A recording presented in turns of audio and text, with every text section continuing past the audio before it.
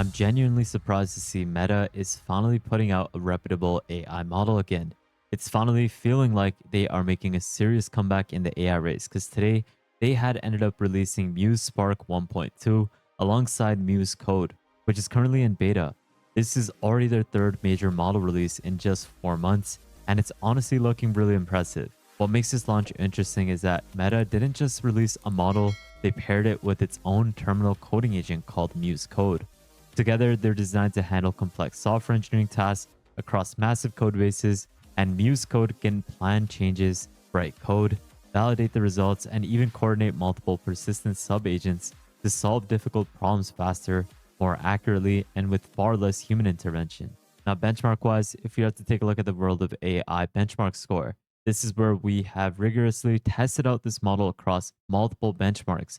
And currently, you can see that it has broke the top 10 because the Muse Spark 1.2 is debuting at 6 overall with a 79.8 composite score. This puts it right behind GPT 5.6 Terra, while beating GPT 5.6 Luna, GPT 5.5, Opus 4.8, and Grok 4.5. But the craziest part isn't even the ranking, it's the value. Now, this leads me to pricing, and this is where you'll see that the Muse Spark 1.2 is listed at $1.25 per 1 million input tokens and $4.25 per 1 million output tokens. It also contains a 1 million token context window, which is really great. But you'll also notice that there is another model slug that looks exactly the same as Muse Spark 1.2, but it has the contributor slug. This is where if you are to opt into data collection for Meta to improve their products, you can use Spark 1.2 at a ridiculous pricing of 10 cents per 1 million input tokens and 20 cents per 1 million output tokens. And what that is going to essentially do is they're going to use whatever you're using, whatever docs, repos that you upload, they're going to use that for training to actually further train their models. But essentially, that pricing is quite crazy, especially as a daily driver for most coding tasks because it's up to 250 times cheaper than Fable and 150 times cheaper than GPT 5.6 Soul. Even on artificial analysis's intelligence index, this is where it now scores a 54, which is quite incredible, surpassing Grok 4.5 at high thinking and just behind Terra, which is GPT 5.6. If you're building apps with AI, here's an MCP server you should probably install. First, if you haven't heard of Mobbin, it's one of the biggest UI inspiration libraries out there. It has hundreds of thousands of real app and website screens from companies like Stripe, Airbnb, Notion, Linear, and thousands more. Designers have been using it for years to study how the best products solve different UI and UX problems. Now, here's where it gets interesting. Mobbin has an MCP that connects directly to AI coding tools like Claude Code, Cursor, and Codex. So instead of your AI making a UI from scratch, it can call the Mobbin MCP, search for the exact app or website interface it's trying to build, retrieve real production examples, and use those screens as context while generating the code.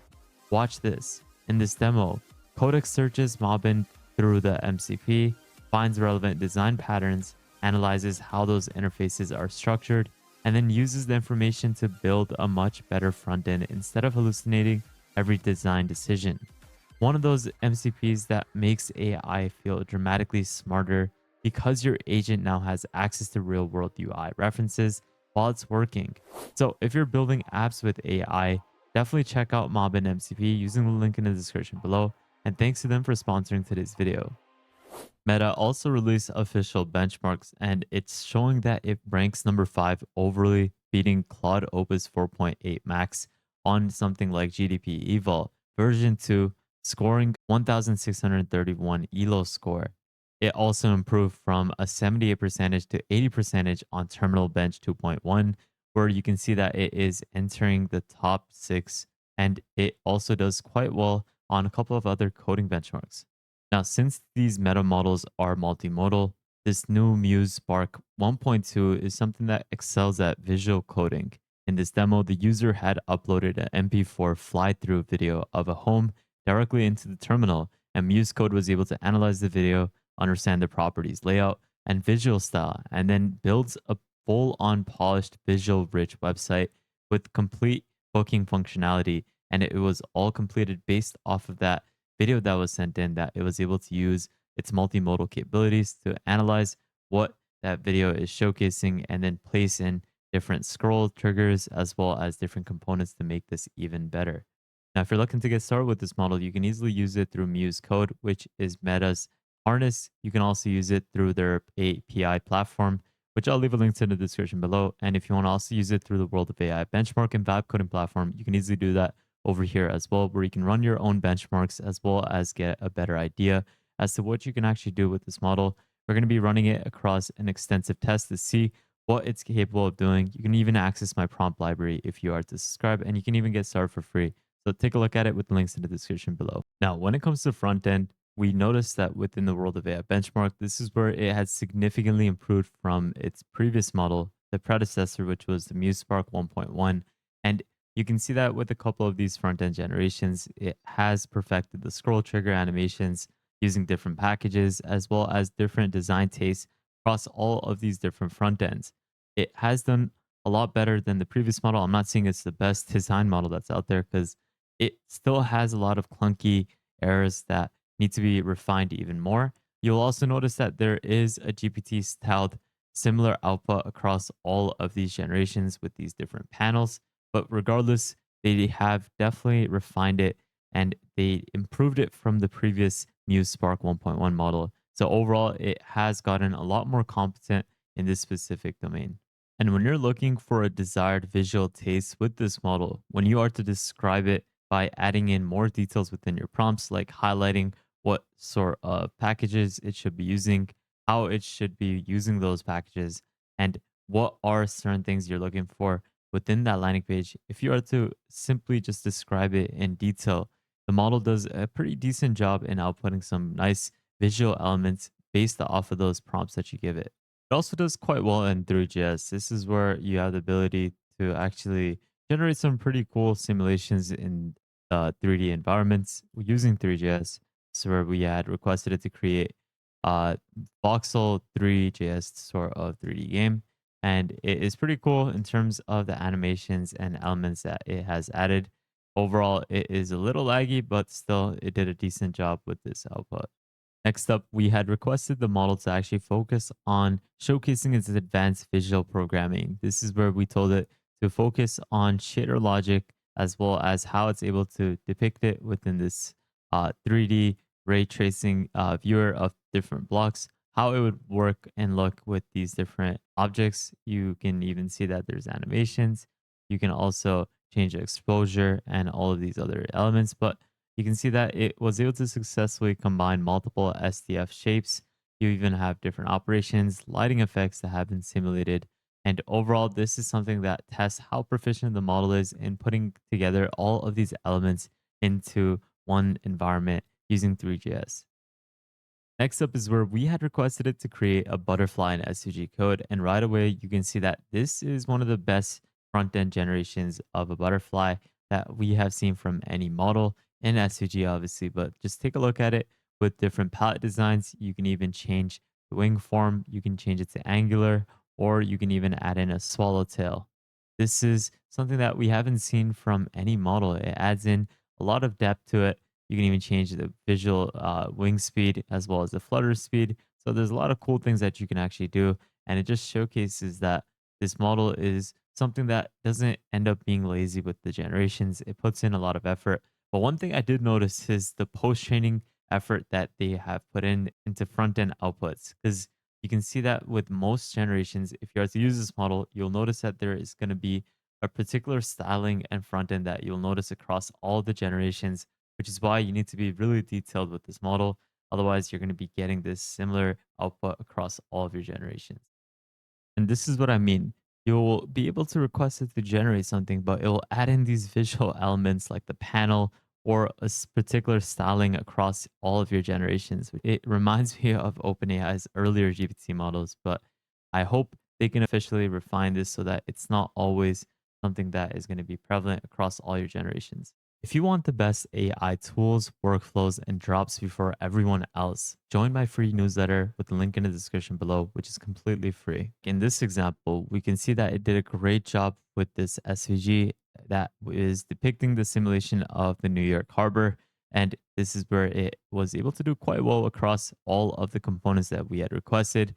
We can see that it added in the ferry as well as the Brooklyn Bridge and cars on the highway. And you can even change it to different environment progressions where you can change it to morning rush.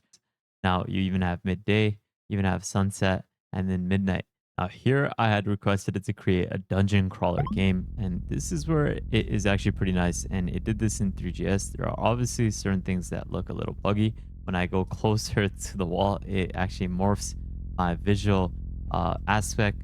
But you can see that there's potions. There's even functional components like the ability to slay different enemies to progress further into the map.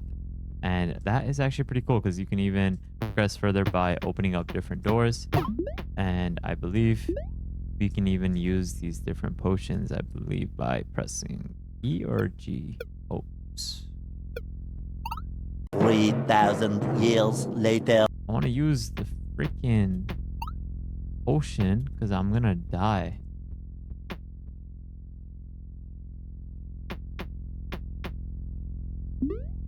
Oh, to use the potion, you gotta press H. I am blind because on the freaking top left corner, you can do that. Are gonna slay a couple of enemies and let's see if we can get to the next level. I like how the sword is so tiny. I'm able to open doors, so that is pretty cool. There's even different things that you can do. Like in this case, I guess this is the main thing to ascend to the next level. So a lot of cool things that have been added with this generation. It's definitely not the best dungeon crawler game that we have generated. What we have seen from the Opus 5 is definitely the best, but this is still pretty nice because it added in different visual textures, different enemies, and different components that definitely made it look really nice. If you like this video and would love to support the channel, you can consider donating to my channel through the super thanks option below. Or you can consider joining our private Discord where you can access multiple subscriptions to different AI tools for free on a monthly basis, plus daily AI news and exclusive content, plus a lot more. But that's about it guys for today's video on Meta's new Muse Spark 1.2. This is definitely something that was genuinely impressive. I really love what Meta was able to deliver here, and it's another incremental update that brings in a lot of major improvements, obviously in coding. I really hope that they can refine it even further, and eventually we can have a new meta model that is going to be something that could even enter the big leagues with the top three models like Kimi, as well as with OpenAI and Anthropic. But huge props to the Meta team for developing this pretty cool, remarkable model. I'll leave all the links that I used in today's video in the description below.